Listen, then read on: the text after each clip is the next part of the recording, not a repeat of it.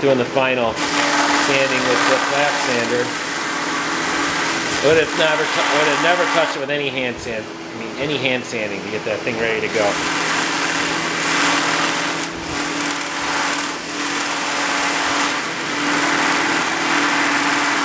Careful when you're using these sanders, you never bring that back edge around onto the sanding surface. Always sand kind of from the 2/3 of the way down the board towards the end. Don't ever bring your end in his right hand onto that surface because it can catch it.